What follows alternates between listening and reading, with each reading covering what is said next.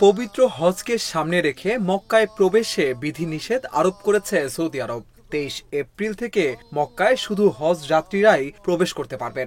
সংযুক্ত আরব আমিরাত ভিত্তিক সংবাদ মাধ্যম গালফ নিউজের প্রতিবেদনে এ তথ্য জানানো হয়। এতে বলা হয়, 23 এপ্রিল থেকে বৈধ হজ অনুমতিপত্র ছাড়া কোনো প্রবাসী কর্মী মক্কায় প্রবেশ করতে পারবেন না। অনুমতি ছাড়া কেউ মক্কা প্রবেশের চেষ্টা করলে আল সুমাইসি চেক পয়েন্টে তাদের ফেরত পাঠানো হবে।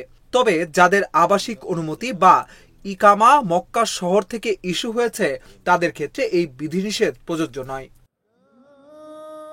সৌদি সরকার জানিয়েছে, যাদের জাতীয় পরিচয়পত্রে মক্কা উল্লেখ থাকবে শুধুমাত্র তারা শহরে অবস্থান করতে পারবেন। প্রয়োজনীয় অনুমোদন ছাড়া মক্কায় প্রবেশের চেষ্টা করলে আইনগত ব্যবস্থা নেওয়া হবে। এই পদক্ষেপ হজ ব্যবস্থাপনাকে আরো সুশৃঙ্খল ও নিরাপদ করবে বলে আশা কর্তৃপক্ষের।